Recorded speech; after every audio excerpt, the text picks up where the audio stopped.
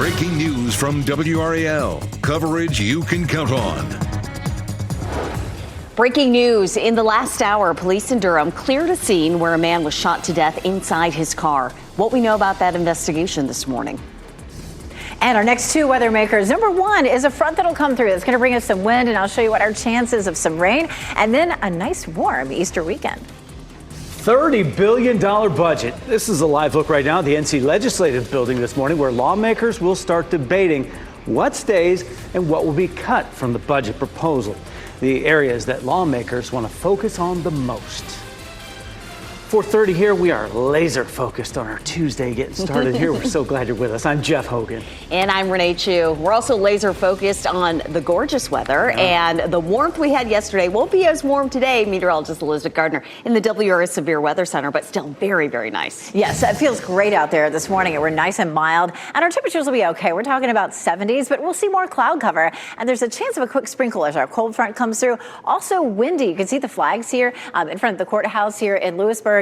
So a bit of a breeze this morning and becoming more windy later this afternoon. You can see our southwest wind right now at 13. We'll also have high fire danger today. It's been dry enough now. The temperature is 69, so real warm start out there.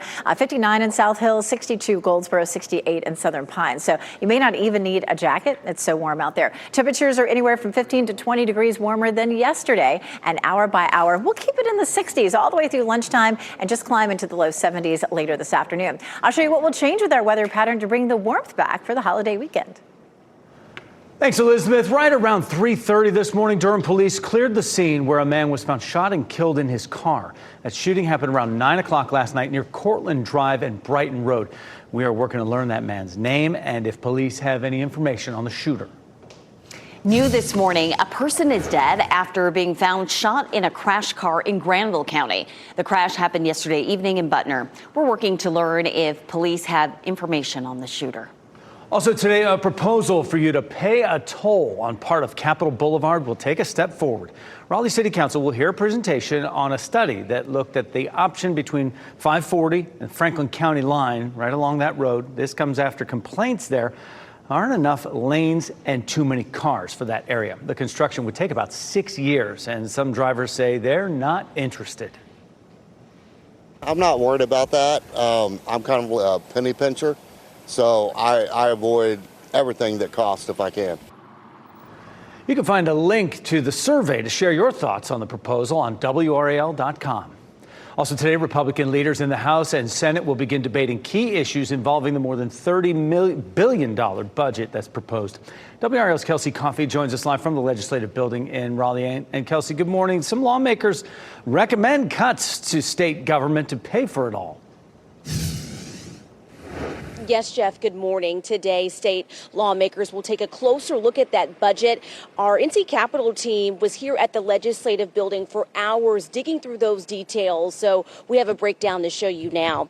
The total budget is $32.6 billion. $700 million of that is going towards Helene recovery. Raises for teachers and state employees are much smaller than what we've seen in recent years.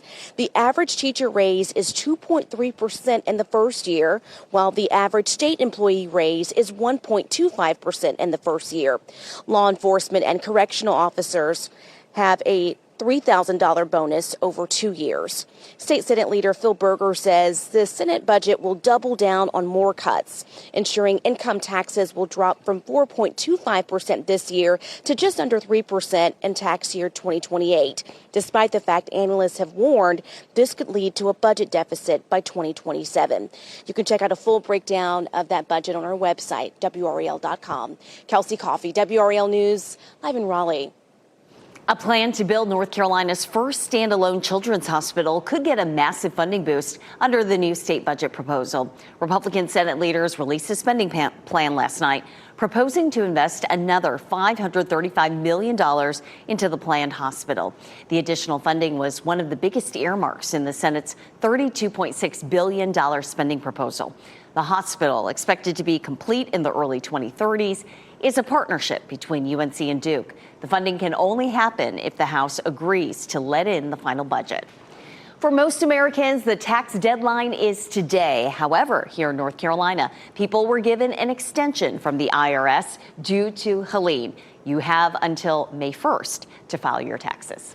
Covering Wake County, people living in the eastern part of the county have a chance this week to give their input on plans for the future. Wake County leaders will hold a community meeting for feedback on how the unincorporated areas should grow and develop. And the Eastern Wake Area Plan is located in the northeastern portion of the county. It's bordered by Johnston, Nash, and Franklin counties. The study is a little more than a 72 square mile with a population nearly 17,000 people in there. You see it on this map. That draft plan is expected by the end of the summer. The plan will determine how that land is developed. The meeting will be tomorrow night at the Eastern Regional Center on Dogwood Drive in Zebulon. A rally at the state capitol today will focus on curbing domestic violence. The group wants to pass a law requiring judges to be trained and educated on domestic violence and child abuse. This is video of a previous year's rally. It's called Jesse's Law, named for a little boy who was killed in 2012 by his father. The legislation would keep children out of the care of abusive parents. Crews are working to install new crash barriers on I-87 as part of the project to complete NC 540. That work will continue tonight, starting at 9 o'clock on I-87 southbound at 540. It's expected to be done by 5 a.m. tomorrow. The work is part of the effort to extend the Triangle Expressway from I-40 to I-87. And if it all goes to plan, that connection should be done by 2028. Covering Orange County, the Board of Commissioners will discuss approving the purchase of land to build a crisis diversion facility in Hillsborough. It would be built on Waterstone Drive next to UNC Hospital's campus. The goal of the facility is to be a place where people can get help for behavioral health crises. The county's plan is for the facility to provide 24-hour care to people as young as 4 years old. The board could make a final decision on approving the purchase during their meeting tonight. Today, Governor Josh Stein and North Carolina First Lady Anna Stein will honor athletes who competed in the Special Olympics World Games in Italy. They'll recognize the 3 North Carolina athletes who competed and torch run representatives who went to the World Games as well. That luncheon is happening from 11 to 1 today at the Governor's Mansion. Ken Smith will be there as the chair of the Special Olympics North Carolina Board. 4:37 right now on your Tuesday. Phones in class. A new task force is giving its ideas for what to do about them. The problem it's considering as state lawmakers work to find an answer. An Easter mystery. A bunny set for adoption disappears from its cage. I had to tell her over the phone just a few minutes ago, and she's like, why would somebody take my rabbit? Hear from a Wake County SPCA worker on what they think might have happened as they search for a bunny named Cookie Dough. And it'll be a little cooler today than it was yesterday as you take this live look at Fenton in Cary. Temperatures will rise, though, into the Easter holiday weekend. There's one thing that could change all that, and meteorologist Elizabeth Gardner will break that down for us next.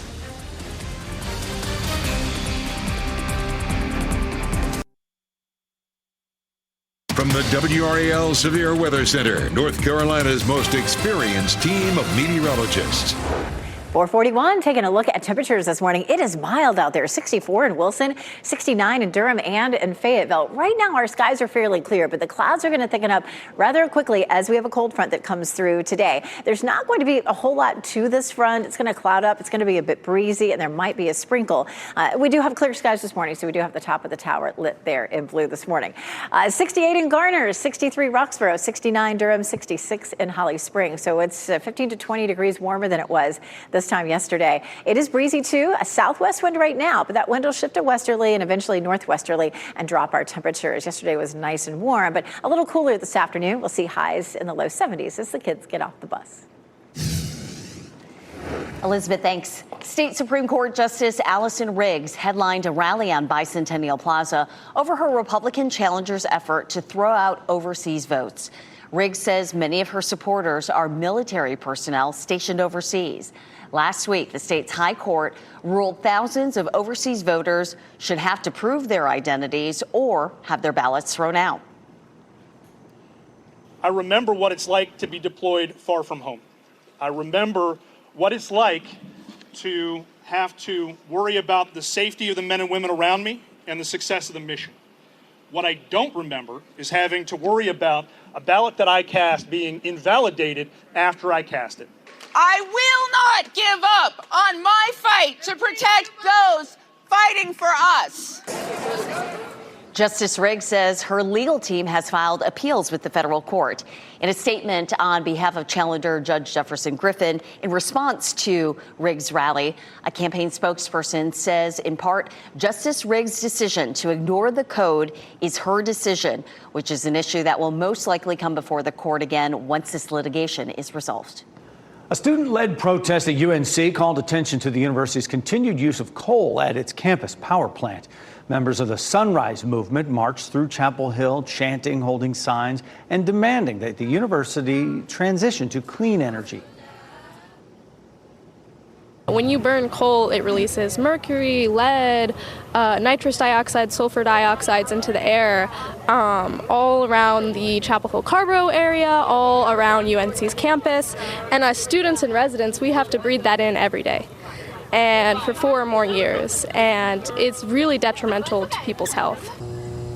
The university says coal use at the plant has dropped by 2/3 since 2007, and it's shifting toward natural gas while planning for future clean energy sources. Bernie Sanders and Alexandria Ocasio-Cortez will be back in California today for the next stops on their Fighting Oligarchy tour. An estimated 12,000 people came to the rally at a sold-out arena in Idaho last night. Sanders says they chose to visit deeply conservative Idaho because they don't accept this blue state, red state nonsense. We are one people, end of quote. The Ohio State Buckeyes' trip to the White House didn't go exactly as planned. This was right near the end of the football team's visit, and Vice President J.D. Vance was lifting the College Football National Championship trophy. Oh, and look where it went. Slipped right out of his fingers. It kind of detached from its base there into 2 pieces, fell to the ground. Vance is an Ohio State graduate. He joked about it on X, saying, quote, "I didn't want anyone after Ohio State to get the trophy, so I decided to break it." What would a no cell phone policy look like in North Carolina schools? That's the first order of business for a new student safety task force.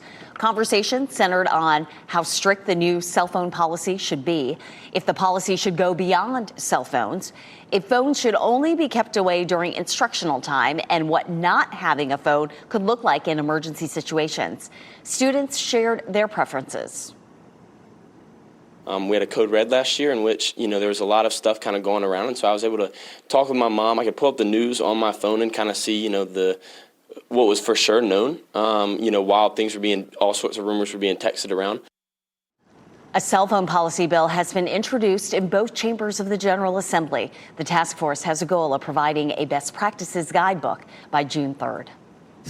It's 446 here in the WRAL Live Center. Good morning. I'm Chris Lovinggood. I want to show you this intense video that we're seeing from East St. Louis, Illinois. Do you see this right here? This fire at this pallet yard. There are several different fire departments that are here trying to extinguish these flames that are here, and they look very intense. As you can also see the smoke clearly billowing here in the video. No injuries have been reported just yet. In terms of what caused that fire, that is unclear. But I tell you, it was our producer, Dave Emke, who actually saw this image where you can see that iconic arch, right? And it looks like the fire is right beneath the arch there. I called one of the NBC stations in that area, and they say this is actually across the river. But yes, intense flames, but at last check, no injuries reported. Chris, thanks for that update. Paige Becker's whirlwind week now has her in the WNBA. She was the #1 pick during the draft last night by the Dallas Wings. The selection came just 8 days after she led Connecticut to the NCAA Women's Championship. And Sanaya Rivers is one of the newest members of the Connecticut Sun. The NC State senior was chosen 8th overall. The last time an NC State player was picked in the first round was Kiara Leslie in 2019. And another NC State player was chosen with the final pick of the first round. Isaiah James will join the Dallas Wings and play right alongside Paige Beckers. Less than a week before Easter, the SPCA of Wake County is looking for a stolen rabbit. The rabbit, originally named Cookie Dough, had a pending adoption and was going to be renamed Tater Tot as a birthday gift. The Wake County SPCA says the rabbit was taken around lunchtime yesterday. Here's its picture. The Samantha Ranlett shows us what they think happened. All of these cages are latched here like this. And if you see on these other cages, they're also closed with carabiners. So when the staff noticed that she was gone, not only was the door latched back shut, but the carabiners were completely gone, like someone pocketed them. The SPCA says they will not press charges if the rabbit is returned. If you know anything about this, contact Gardner Police. Right before Easter, too. Just about 10 minutes before 5 right now on our Tuesday morning. We had a dose of summer yesterday. Elizabeth Gardner in the WRAL Severe Weather Center, but it's back to spring now. It is. You know, that's this time of year, back and forth. And this week definitely has a lot of back and forth. A few isolated showers today. Rain's not going to be a big deal for us. It's just a tiny chance, 20% chance right around the middle of the day with a cold front coming through. That's our big weather maker of the day is a cold front. It will be windy. That'll be the biggest feature that you'll notice out of this front. We'll see gusts 25 to 35 miles per hour. And then behind it, our temperatures are going to be chilly in the morning, back down into the 30s and 40s for Wednesday and Thursday morning. So it's still not time to put away the jackets. Here in downtown Raleigh, we're looking at mainly clear skies right now, but the clouds will thicken up as we get through the morning. 69 is our temperature, so it's a very warm start. Our dew point's 51, so it still feels fairly comfortable, and we'll keep it in the 60s all the way up until lunchtime. 57 in South Hill, but 62 in Goldsboro and 68 in Southern Pines. We zoom into the Triangle. It's 68 in Garner, 66 in Cary, and 65 right now in Chapel Hill. Around town, 73 in Raleigh, 71 in Durham, 77 in Fayetteville. So our temperatures will be running about 10 degrees cooler than they were yesterday, and we'll see a lot of cloud cover for the middle of the day. Little sun maybe this morning before the clouds get here, and then it may break out again later this afternoon. Take a look at this front up into Virginia. There actually was a cluster of severe weather up around Richmond and then back into the mountains as well. As this comes through here, we're not going to see any severe storms by any means. As a matter of fact, there won't be a lot of rain with it, if any, just a quick sprinkle right there around the middle of the day. Wind gusts, especially as we get into the afternoon with that front, we'll see gusts 20 to 25, maybe even up to around 30 to 35 miles per hour. Behind the front, we're cooler on Wednesday at 68, but we bounce back to 70 on Thursday, and then we get into the 80s for the holiday weekend. The Durham Bulls are playing. It's an 11 o'clock game today, so cloudy, cool, but comfortable, and it should be fairly dry for it today. And then looking at lovely conditions really all the way through. And a look at our Easter weekend, 81 Friday, 87 Saturday, and 83 degrees on Sunday. Likely to be above average once we get past Easter. So once that warm air settles in on Friday, it looks like we could stay warm for quite some time. All right, 80s it is for the weekend. New look downtown. The street closure for the relocation of the Red Hat Amphitheater is now in place. Why owners of some nearby businesses say they're excited about the change. Research in space. What's next for North Carolina students' work after it went up on the Blue Origin rocket launch?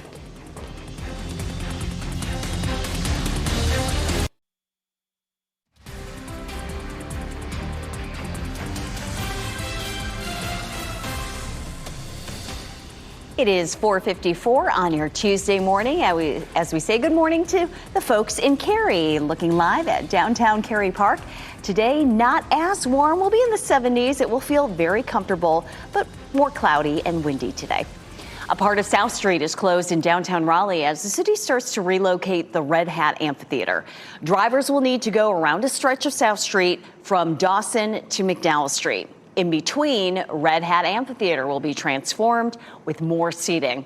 On the first day of its closure, cars were forced to turn around at the Orange Barrier. Business owners say they are happy that fans will still be able to come downtown to see their favorite artists. If it's on a weekend, we get some late night crowd for that as well. Lots of times people stay overnight, so we'll get breakfast in the business the next morning. Red Hat's transformation is part of a larger project to expand the Raleigh Convention Center and add the new Omni Hotel. Officials expect the work to be finished by the start of the 2026 concert season. An original cast member of one of Broadway's biggest hits ever is reprising his iconic role. David Daniel has that in today's Hollywood Minute. Wait for it, Leslie Odom Jr. is returning to Hamilton. The Tony-winning actor is set to play Aaron Burr again, September 9th through November 23rd at the Richard Rodgers Theater, where Hamilton debuted on Broadway nearly 10 years ago and has been playing ever since. That was the year Tom Hanks was born, the first celebrity with the virus, Mr. Sleepless in Seattle. If you value your life, you should think twice. Joaquin Phoenix reteams with Beau is Afraid filmmaker Ari Aster for Eddington, about crises and conspiracies in a small New Mexico town in the early months of the COVID-19 pandemic. A24 just released the first teaser trailer for the film, which opens in theaters July 18th. Gotta figure out what she's up to. We all process the happiest day of our life differently. The first full trailer is out for Another Simple Favor. Allison Janney joins Anna Kendrick, Blake Lively, and Henry Golding in the killer comedy sequel, which lands on Prime Video May 1st. To old friends, new beginnings, and not getting poisoned. In Hollywood, I'm David Daniel. Students from Winston-Salem State University sent plant samples to space on the Blue Origin launch. They are studying to see if crops can survive in space for a certain period of time. Well, now that the flight is over, students will use molecular tools to investigate how gravity influences plant growth. Breaking news we're following in the last 90 minutes. Police in Durham cleared the scene of a shooting that killed a man. What we know about their investigation this morning. Books in question. School libraries may be forced to remove any materials that contain depictions of sexual acts. The new legislation being considered today by state lawmakers.